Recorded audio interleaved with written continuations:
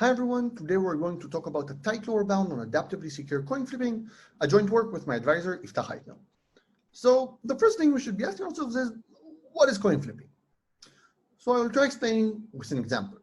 Let's say we have three friends, Alice, Bob, and Charlie, that want to go see a movie on Friday, but the cinema has only two screenings, an action movie, which Alice hates, and a drama movie, which Bob hates.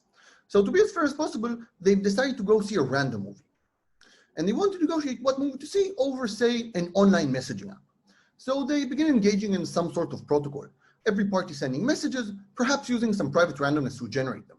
In the end, they decide on an output, a bit, representing either the drama movie or the action movie. The problem arises when some of the parties are malicious and attempt biasing the outcome towards a specific value. For example, Alice and Charlie might be colluding to ensure that the drama movie is selected. So we want our protocol to be as resilient as possible against coalitions attempting to bias the outcome. And this was first formalized by Blum in '82. Under his formulation, the honest parties output a common, hopefully close to uniform bit, even when an adversary controlling some of the parties attempts biasing. And this is quite a fundamental task in cryptography and distributed computation. At their core, coin flipping protocols are used to create public randomness from private randomness sources.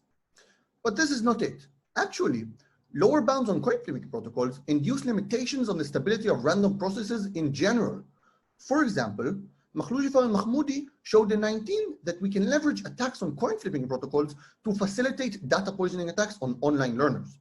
These are attacks that ensure a specific conclusion or outcome of an online learning algorithm by altering a small subset of the samples it receives.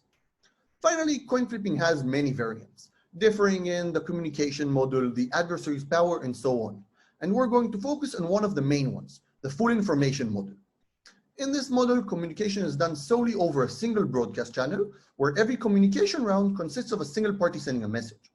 In addition, the output is simply a deterministic function of the transcript, and finally, the adversary is assumed to be computationally unbounded. This gives us quite a neat, clean mathematical formulation of the problem that is fun to work with. Now that we've decided on the model, we want to understand what are good coin flipping protocols. So we define resiliency. A protocol is said to be T-resilient if its common output cannot be fully biased by an adversary corrupting at most T parties. When the adversary decides to corrupt a party, it controls that party's messages from that point forward. So a good coin flipping protocol is a protocol that is highly resilient. Now there are two types of adversaries: adaptive adversaries, which are the focus of this work, and static adversaries. Adaptive adversaries select the parties they wish to corrupt during the protocol's execution. This is in contrast to static adversaries that select the parties they wish to corrupt before the execution even begins. Just to clarify, adaptive adversaries can select whether or not to corrupt a party before every communication round that party speaks in. Now let's review some history. On the one hand, we have upper bounds. These are protocols that are highly resilient. In '85, Beno and Linial showed that the n-party majority protocol is approximately √10 resilient. They conjectured that this is optimal. Next, we have lower bounds. These are adversaries. The first result by Lichtenstein, Linial, and Sachs from '89 shows that no single-bit, single-turn protocol can be more than √10 resilient. Single bit means that every message consists of a single bit. Single turn means that every party speaks exactly once. Next, Goldwasser, Kalai, and Park showed in '15 that no symmetric single turn protocol can be more than √10 resilient. Symmetric means that the output function is symmetric, namely that the identity of the parties doesn't matter. Finally, in 2018, Kalai, Komoglotti, and Razd generalized these two results, showing that no single turn protocol can be more than √10 resilient. Now let's talk about our result. Like I stated before, Beno and Linial conjectured in '85 that majority is the optimal protocol. Alternatively, that no protocol is resilient to more than √10 adaptive corruptions. And this is exactly what we prove. We show that for every protocol, there exists an output value B and a √10 adaptive adversary that biases the protocol's output to B with overwhelming probability. And this indeed closes the conjecture up to the log-cubed polylogarithmic factor. In addition, our attack is even efficient for some protocols. This is an improvement over the recursive, inefficient one-turn attack of Kalai, Komoglotti, and Razd. Finally, it's worth noting that the one-sidedness restriction is inherent. Namely, there exists a protocol which is resilient towards zero even against a linear amount of adaptive corruptions. Now, the talk will follow generally these lines. First of all, we will define what the expected outcome martingale is. This is an important tool in the analysis of coin flipping protocols. Then we will talk about singleton protocols. We will define what robust protocols are. These are basically protocols that behave nicely. Then we will describe a gentle attack on robust protocols. The gentleness guarantees that many of the original properties of the protocol are preserved. In addition, the gentleness is the secret ingredient that allows us to overcome many of the fundamental obstacles in the many-turn setting. Then we will use the gentleness to extend our attack to non-robust protocols as well. Finally, we will talk about many-turn protocols. We will discuss the main challenges in the many-turn settings and then even present a brief overview of our attack. Now let's define the expected outcome martingale. We fix some balanced L around protocol pi and slightly abuse notation, letting pi denote its output function as well. Now let message be a vector corresponding to the messages in a random execution of pi. We define the expected outcome at time k to be the expected outcome of the protocol given the first k messages. Now we define also the jumps. The kth jump is simply the kth increment of the martingale, corresponding to the change in expected outcome induced by the kth message sent. Later we will classify these jumps as either small or big. Now let's try understanding how to bias singleton protocols. So let's fix some n-party singleton protocol pi and start fiddling with it. Cliff showed in 86 that there always exists a jump of magnitude 1 over n. We're going to try to use this to bias our protocol pi. Now, this fact quite trivially implies a 1 over n one-shot attack. This means that there exists an adaptive adversary performing at most one corruption that either increases or decreases the expectation by 1 over n.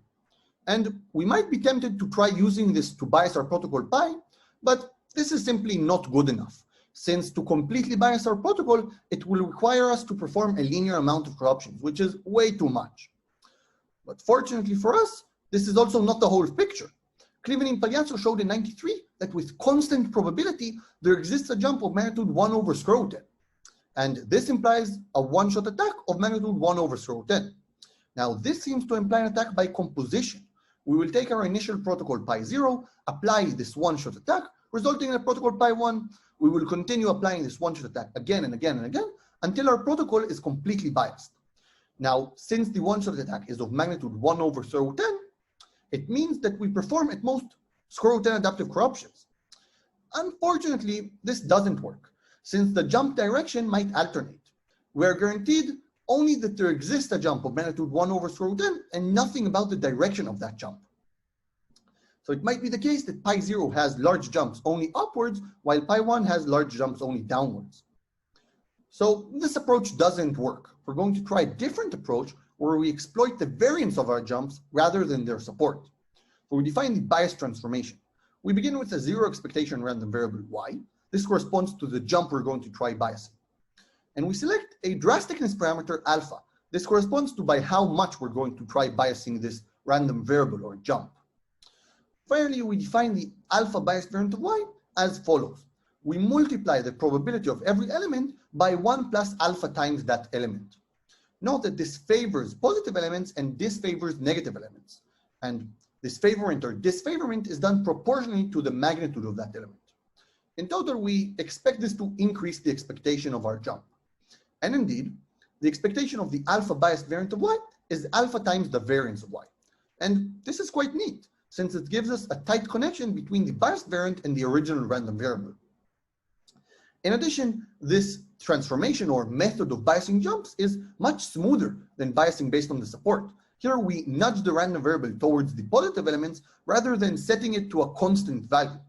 We can see it in the following claim, stating that the K divergence between the alpha biased variant of y and y is at most 2 times alpha squared times the variance. Now we want to be able to apply this transformation on the protocol jumps. In particular, we want to be able to apply the bias transformation with parameter alpha up to square root n. We call protocols for which this is possible robust protocols. Formally, we require that each of the jumps satisfy that it is at least minus 1 over square root n. Later, we will use the gentleness of our attack to deal with non-robust protocols as well. Now, in such robust protocols, the variance of a jump is a good measure on how much influence it has over the final outcome. If the jump has small variance, it has little influence over the outcome. This is by Chebyshev's inequality, for example. But if a jump has large variance, it means it has potentially large influence over the outcome, since we can simply apply the bias transformation. So now that we've understood generally how to work with this bias transformation, let's try attacking robust single-turn protocols. Just a small technicality, we're going to fix some small function omega of 1 and usually ignore it. This is merely a technical detail. In addition, recall the definition of the protocol jumps. The kth jump is the change in expected outcome induced by the kth message sent. Our adversary is going to work as follows. For every round, we take a look at the conditional distribution of the next jump. If that jump is small, namely its variance is at most 1 over n, we leave that party, not corrupting it, letting it proceed as usual. But if this jump is large, namely its variance is at least 1 over n, we're going to corrupt it with some probability and then alter its message distribution. More particularly, we're going to corrupt that party with probability proportional to the standard deviation of that jump. If we corrupt it, we're going to send the next message according to the biased variant of that jump with parameter 1 over the standard deviation. Just to get a better feel of this adversary, let's see how it acts on majority. So since all the jumps of majority are approximately of magnitude 1 over square root 10, the adversary is simply going to corrupt a random subset of square root 10 parties and set their messages to 1. Note that such biased executions are very similar to honest executions, since the event of a random subset of square root 10 parties having messages 1 happens with constant probability as an honest execution. So in total, this preserves the original flow of the protocol. Now, more formally, let's try analyzing this for arbitrary protocols. The main observation is that the variance of the original honest jumps is little O of 1. This follows by the basic connection between the variance and expectation in the bias transformation. Now we're going to use this to show that the output is 1 with overwhelming probability. And this follows very easily by Chebyshev's inequality and the main claim, the main observation. Now, finally, we need to show that our adversary doesn't perform too many corruptions. We're going to show something slightly different. We're going to show that in expectation, our adversary doesn't perform more than square root 10 corruptions. Then we're going to use a simple Markov bound to show that with overwhelming probability, we don't perform more than, say, square root 10 times log n corruptions. Now we can take a look at a new adversary that aborts once it performs square root 10 log n corruptions. Our adversary will, with overwhelming probability, won't abort, and its output is 1 with overwhelming probability from the previous claim. So in total, we have an adversary that does exactly what we need. So now let's turn to proving this claim.